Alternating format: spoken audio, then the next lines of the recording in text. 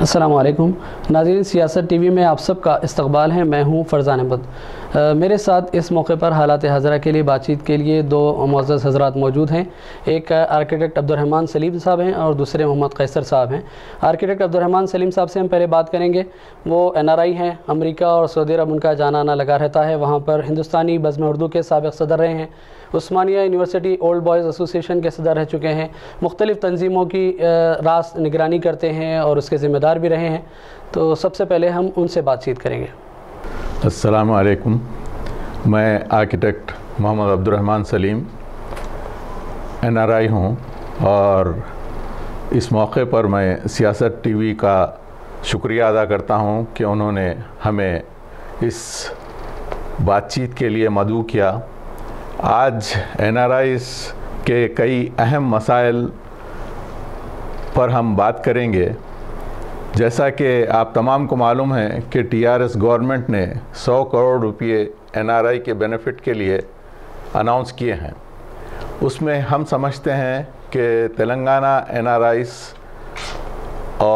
جو گلف میں مقیم ہیں ان کا بہت زیادہ حصہ ہونا چاہیے، کیونکہ سب سے زیادہ رقم بھیجنے والے NRIs تلنگانہ اور گلف کے NRIs ہیں۔ ان کے ساتھ آج مسائل پیش آ رہے ہیں، اور خاص طور سے سعودی عرب سے کئی NRIs واپس ہو رہے ہیں، تو ان کے مسائل ہیں، اور وہاں جو NRIs مقیم ہیں ان کے بھی مسائل ہیں۔ اس میں سب سے پہلے میں ذکر کرنا ضروری سمجھوں گا کہ NRIs کی تعلیمی جو مسائل ہیں ان کے اوپر فوری طور پر غور کیا جانا چاہیے۔ NRIs کے جو بچے اعلیٰ تعلیم حاصل کرنا چاہتے ہیں ان کے لیے جو واپس ہو رہے ہیں ان کے لیے بہت ساری سہولتوں کی ضرورت ہے، کیونکہ کئی لوگ ایسے ہیں جو بچت نہیں کر سکے اور ان کے بچے اب یہاں پر آنے کے بعد خاطر خواہ تعلیم کے لیے پیسہ نہیں ہے۔ تو ہمارا کام یہ ہے کہ تلنگانہ گورنمنٹ سے، خاص طور سے KTR اور کویتا ریڈی میڈم اور KCR صاحب جو چیف منسٹر ہیں ان کا شکریہ ادا کرتے ہوئے اس بات کی ہم اپیل کرنا ضروری سمجھیں گے کہ ان مسائل کے لیے، جیسا کہ انہوں نے وعدہ کیا ہے کہ ایک NRI سیل قائم کریں گے، اس NRI سیل کو فوری وجود میں آنا چاہیے، اور NRI کے مسائل کے لیے، اس کے حل کے لیے تجاویز لیں، جیسا کہ انہوں نے اس تعلق سے اعلان کیا تھا کہ NRI سیل بنائیں گے اور تجاویز لیں گے۔ تو ہم سمجھتے ہیں کہ ان تجاویز میں وہاں سے جو ریٹرنیز ہیں ان کے مسائل ہیں، اور جو وہاں ہیں ان کے مسائل ہیں، ان سب کو ایک ساتھ یکجا کیا جانا چاہیے، اور اس کے بعد اس پر غور و فکر کر کے ایک لائحہ عمل ترتیب دیا جانا چاہیے۔ کئی ایسے NRIs ہیں جن کے پاس مکان نہیں ہے، امکنہ کی تجویز ضروری طور پر تلنگانہ NRIs کو کچھ حصہ ملنا چاہیے، جو فنڈز مختص کیے گئے ہیں اس کے اندر کم از کم 200 گز کا پلاٹ، اور اس کے لیے کچھ شرائط کے ساتھ لوگوں کو یہ الاٹمنٹ ہونا چاہیے۔ شکریہ۔ ناظرین، جیسا کہ میں بتا چکا ہوں کہ ہمارے ساتھ ایک اور معزز مہمان محمد قیصر صاحب اس وقت موجود ہیں۔ وہ بھی عثمانیہ یونیورسٹی اولڈ بوائز ایسوسی ایشن کے صدر رہ چکے ہیں، اور اس کے علاوہ ہم بزم ہندوستانی تنظیم ہم ہندوستانی کے آپ ذمہ دار رہے ہیں۔ آپ سے موجودہ جو حالات ہیں اور سعودی عرب میں جو چیلنجز درپیش ہیں اس پر ہم بات چیت کریں گے۔ سب سے پہلے سیاست ٹی وی کے ناظرین کی خدمت میں تسلیم و آداب۔ جیسا کہ ابھی ناظم صاحب نے کہا کہ آج ہم جو یہاں موجود ہیں وہ حالات حاضرہ کے ساتھ ساتھ NRIs کے مسائل اور ان کو درپیش مشکلات کے بارے میں بھی اپنے تاثرات کے اظہار کا یہ ایک زرین موقع ہے، تاکہ آپ ناظرین تک بھی ہماری وہ باتیں پہنچے، اور اسی سلسلے میں ہم لوگ آج یہاں جمع ہوئے ہیں۔ اور میں شکر گزار ہوں سیاست ٹی وی کا کہ انہوں نے ہمیں یہ موقع دیا، کیونکہ ہمارا تعلق رہتے تو ہم ابراڈ میں ہیں، NRI بھی کہلاتے ہیں، لیکن ہماری جائے پیدائش یہی تلنگانہ ہے، حیدرآباد دکن ہے، فرخندہ بنیاد ہے۔ اور آج ہمیں موقع ملا ہے کہ ہم اپنے مسائل کو متخصص کر کے سیگریگیٹ کر کے صرف تلنگانہ کے جو NRIs باہر ہیں ان کے مسائل کو پیش کریں اور ان کے لیے کوئی لائحہ عمل ترتیب دیں یا ان کے لیے کوئی تجاویز رکھ سکیں. یہ موقع سیاست ٹی وی نے ہمیں فراہم کیا ہے، جس کے لیے میں شکر گزار ہوں. عرف عام میں اگر NRIs کے بارے میں بہت ساری تعریفیں ہو سکتی ہیں، بلکہ بڑے خوش مزاج انداز میں اور بڑے اعلیٰ الفاظ میں NRIs کی تعریف کی جاتی رہی ہے، اور بڑی خوشیاں محسوس ہوتی تھی جب ہم NRI بن کے اس ملک سے جاتے تھے، اپنی ریاست سے جاتے تھے. لیکن 30-32 سال رہنے کے بعد NRIs کی اگر اصل تعریف کروں تو مجھے ایک دو اشعار یاد آ رہے ہیں. سرگرمی جنون سفر کا نشاں ہوں میں، سرگرمی جنون سفر کا نشاں ہوں میں، اے اہل کارواں جر سے کارواں ہوں میں، اب تک مگر یہ راز سمجھ میں نہ آ سکا، عنوان داستاں ہوں کہ خود داستاں ہوں میں.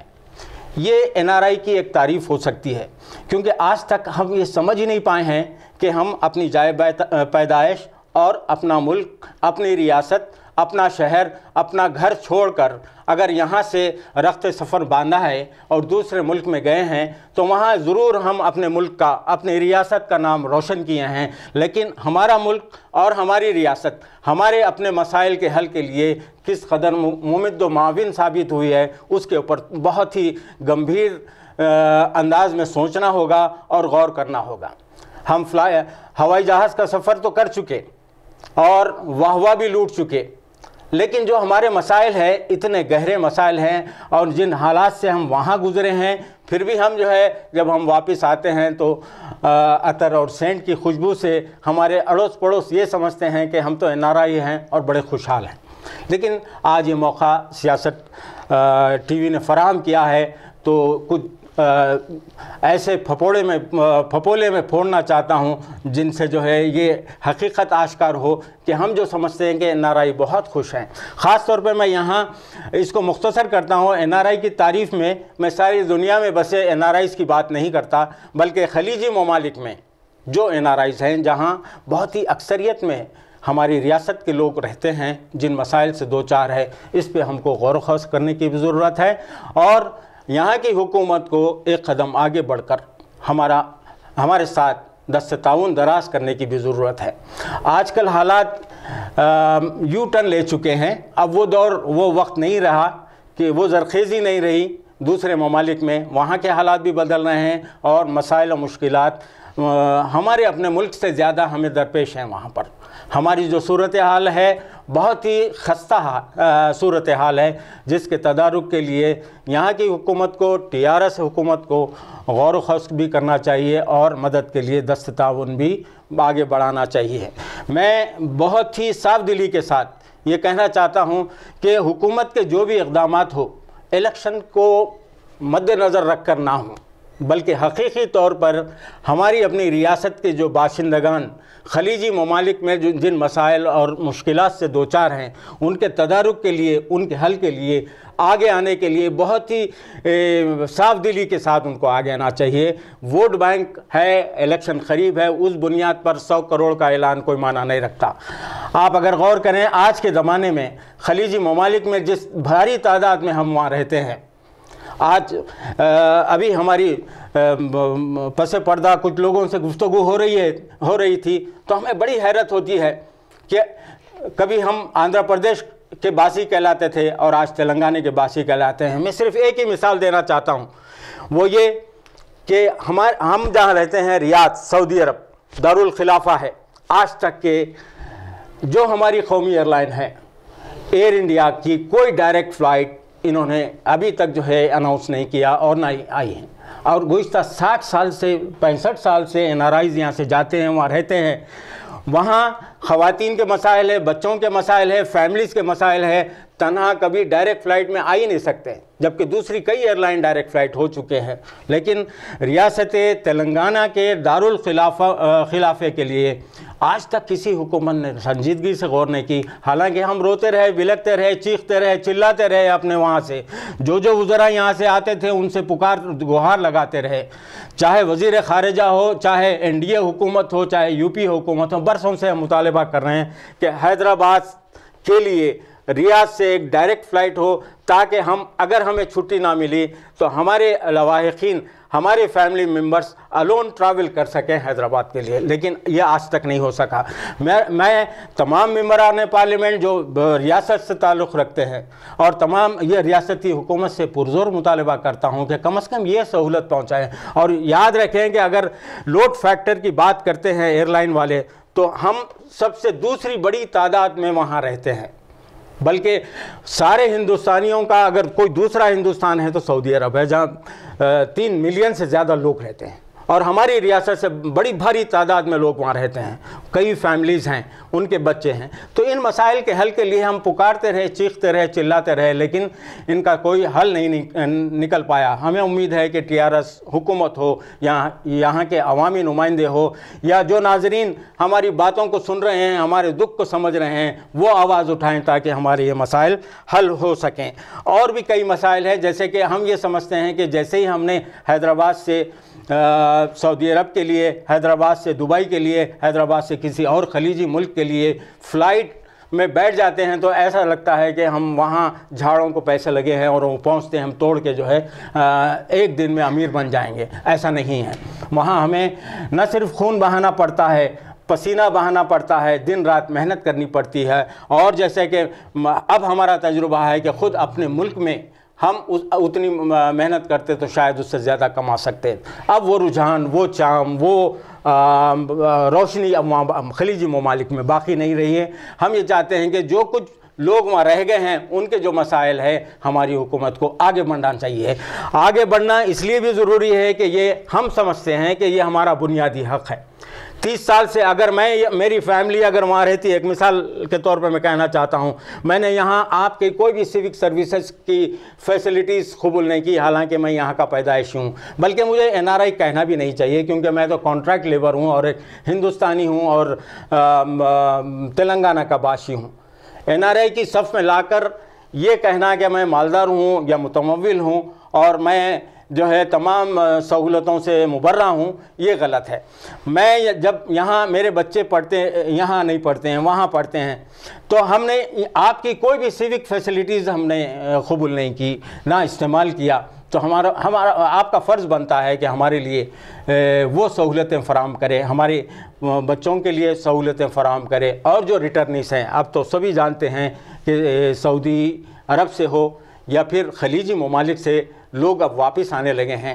اس کی وجہ یہ بھی ہے کہ وہاں بھی وسائل کم ہو چکے ہیں، روزگار کے مسائل بڑھ چکے ہیں، اور معاشی حالات دن بدن اونچے ہونے کے بجائے کمزور تر ہو رہے ہیں۔ تو ایسی صورت میں ہر کوئی واپسی پہ متوجہ ہے، اور وہاں کے جو قوانین ہیں اس کی پابجائی بھی ہمارا فرض بنتا ہے، اور وہ قوانین کی پابجائی کے لیے جب ہم اپنی پابجائی کرتے ہیں تو پھر ہم وہاں جو کماتے ہیں وہ بچا نہیں سکتے۔ ابھی نئے قوانین کے تحت نئے رسوم، نئے فیسز وہاں امپوز کیے جا رہے ہیں۔ ڈیپینڈنٹ فیس کے نام سے ہزاروں ریال ہم کو دینا پڑ رہا ہے، تو اب ہم فیملی بچے بھی ہم ساتھ رکھنے کے قابل نہیں ہیں۔ تنخواہوں میں کوئی زیادتی نہیں بلکہ کٹوتی ہو رہی ہے، لیکن دیگر مسائل بڑھ رہے ہیں۔ ہماری اقامے کی فیس یا وہاں کے لیگل فیسز، اور خاص طور پر ڈرائیونگ لائسنس کی فیس یا اسکولز کی فیس اور مہنگائی سبھی بڑھ رہی ہے۔ حتیٰ کہ آپ پیٹرول کی، وہ کنٹری مشہور ہے جہاں پر پیٹرول پیدا ہوتا ہے، کسی زمانے میں 54 حلالے لیٹر پیٹرول ہم لیتے تھے، آج 1 ریال 35 حلالہ، 1 ریال 20 حلالہ اور 95 حلالہ میں ہم کو مل رہا ہے۔ تو اتنا فرق، جو 100-200% مہنگائی وہاں ہو چکی ہے۔ ہمارے کئی مسائل ہیں اور بہت زیادہ وقت ہمارے لیے اب وہاں رہ نہیں گیا ہے کہ ہم وہاں رہ سکیں۔ ہم واپس آ رہے ہیں، اتنے طویل عرصے میں ہم اس قابل بھی نہیں رہے کہ ہم اپنے گھر کے لیے، جیسا کہ کچھ دیر پہلے وہاں کے ایک معزز آرکیٹیکٹ عبدالرحمن سلیم صاحب نے اشارہ کیا کہ ہمارے رہنے کے لیے گھر بھی نہیں ہے۔ تو یہاں کی حکومتوں کو چاہیے کہ ہمارے لیے ہاؤسنگ اسکیم کا احیاء کرے، ہمارے لیے پینشن اور انویسٹمنٹ جیسی اسکیمات کا احیاء کرے، یا اس پر غور کرے، یہاں کے انٹلیکچوئلس کے ذریعے یہ کریں کہ ہماری جیسے دوسری ریاستوں میں، خاص طور پر میں مثال دینا چاہتا ہوں، KCR صاحب اس پر غور کریں کہ کیرلا کی سرکار نے خلیجی ممالک میں رہنے والے جو ان کے اپنے باشندے ہیں، ان کی بازآباد کاری کے لیے اس قدر بہترین سیٹ اپ کیا ہوا ہے کہ جب وہ واپس آتے ہیں تو کوئی کیرلا کا باشندہ پریشان نہیں رہتا. جو اپنے علاقے میں جب پہنچتا ہے تو اس کے لیے ہر وہ سہولتیں مہیا ہوتی ہیں حکومت کی جانب سے. تو کیوں تلنگانہ کے باسیوں کے لیے یہ سہولتیں نہیں ہیں؟ میرا مطالبہ یہی ہے کہ آپ پینشن اسکیم بھی شروع کر سکتے ہیں. جو لوگ 10 سال سے زیادہ وہاں رہے ہیں ان کا بینک بیلنس آپ کے ساتھ ہے. اور سب سے بڑی بات تو یہ ہے کہ ہم وہ NRI ہیں جو صرف اپنے کھانے کے پیسے وہاں رکھتے ہیں کہ سارا کا سارا زر مبادلہ کے طور پر اپنے ملک کو بھیجتے ہیں, اپنی ریاست کو بھیجتے ہیں. وہاں کوئی ہمارا بینک بیلنس نہیں ہوتا جس سے ہماری ملک کی ترقی میں ہم یہاں کے رہنے والوں سے زیادہ ہم اپنا کنٹریبیوشن دیے ہیں ہر لحاظ سے. ہم وہاں کوئی پیسہ اپنے پاس نہیں رکھتے ہیں, جو کماتے ہیں یہاں بھیجتے ہیں اور اسی سے ہماری زر مبادلہ کی وجہ سے ہمارا جو فارن ایکسچینج بڑھتا ہے اور ہم اپنی پوری ترقی میں ہم اپنا کنٹریبیوشن دیتے ہیں. تو ہمارا یہ حق بن جاتا ہے کہ یہاں کی حکومتوں کو چاہیے کہ جو واپس ہو رہے ہیں ان لوگوں سے کا تعاون کریں, ان کے لیے اچھی اسکیمات کا آغاز کریں. اور جو واپس ہونے والوں کے لیے میری گزارش یہ ہے کہ اب جو ہے خود نوشتہ دیوار کو پڑھ لیں اور لیوشنس اور اسراف سے بچیں. جو کچھ آپ کما رہے ہیں اپنی جائز محنت سے اور اس میں کچھ بچت کریں تاکہ آپ کا مستقبل, آپ کے بچوں کا مستقبل, اور جب آپ واپس لوٹیں گے اپنے ملک کو, اپنے شہر کو, اپنی ریاست کو, تو یقیناً آپ کے لیے کچھ خزینہ رہے تاکہ آپ کے جینے کا سامان ہو سکے. یہی ایک چند گزارشات ہیں. اور پھر ایک بار میں سیاست ٹی وی کی خدمت میں بہت متشکر ہوں کہ انہوں نے یہ موقع فراہم کیا کہ ہم اپنے دل کی بات رکھ سکیں اور آپ تک پہنچا سکیں. شکریہ. ناظرین, جیسا کہ ہم نے بات چیت کی آرکیٹیکٹ عبدالرحمن سلیم صاحب سے بھی, قیصر صاحب سے بھی. خلیج میں مقیم فی الحال جو باشندے ہیں ان کے الگ مسائل ہیں. وہاں سے جو لوگ ریاست کو لوٹ رہے ہیں, تلنگانہ کو اور خاص طور سے حیدرآباد کو, ان کے لیے کئی چیلنجز درپیش ہیں. اس حوالے سے تعلیم کے حوالے سے بچوں کے لیے کیا ہو سکتا ہے, اور روزگار کے حوالے سے کیا ہو سکتا ہے, سرمایہ کاری کے حوالے سے کیا ہو سکتا ہے. اور اس وقت سعودی عرب کے اگر تناظر میں ہم بات کریں تو ریاض میں تلنگانہ حکومت کیا کر سکتی ہے, اپنی جانب سے کیا کچھ اقدامات کر سکتی ہے جس کے ذریعے ریاست کے مقیم افراد وہاں پر کچھ سہولتیں اٹھا سکیں یا تلنگانہ کی اسکیمات سے ان کو فائدہ پہنچ سکے. اس حوالے سے میں ایک اور مرتبہ آرکیٹیکٹ عبدالرحمن سلیم صاحب کی طرف رجوع ہوں گا, وہ اس بارے میں روشنی ڈالیں گے. تعلیم کے حوالے سے میں ایک بار پھر آپ لوگوں کی توجہ دلانا چاہتا ہوں کہ سینٹرل گورنمنٹ کی جانب سے ایک اسکالرشپ اسکیم جاری کی گئی تھی جو اپریل کے مہینے میں اناؤنس ہوئی تھی. میں چاہتا ہوں کہ سیاست ٹی وی کے ذریعے ناظرین کو اس بارے میں راغب کر سکوں اور ان کو توجہ دلاؤں کہ وہاں سے آنے والے جو NRIs ہیں ان کے بچے جو 10+2 کر چکے ہیں, 66 ممالک کے بچے اس میں شامل ہیں. اگر 60% نمبرات دیے ہیں تو وہ ایلیجبل ہوتے ہیں اس اسکیم کے تحت, اور 70% ان کا اخراجات سینٹرل گورنمنٹ برداشت کرے گی. آپ تمام اس سائٹ پر جا کر فارم فل اپ کر سکتے ہیں. میں سائٹ پھر سے آپ کے سامنے ریپیٹ کر رہا ہوں. یہ ہے سائٹ spdcindia.gov.in. یہ ہے scholarship program for diaspora children, SPDC, اور اس کے تحت 70% اخراجات سینٹرل گورنمنٹ برداشت کرے گی. تو میں وہ تمام NRIs جو واپس ہو چکے ہیں ان کے بچے اگر 10+2 میں ہیں یا وہاں پر بھی جو NRIs ہیں وہ بھی ایلیجبل ہیں اپلائی کرنے کے لیے, بشرطے کہ ان کی تنخواہ $4,000 سے کم ہو. تقریباً 14,000 ریال کے قریب ہوتی ہے. اس سے اگر کم ان کی انکم ہے ماہانہ تو وہ اس کے مستحق ہیں, اور اس سینٹرل گورنمنٹ 70% رقم فراہم کرتی ہے.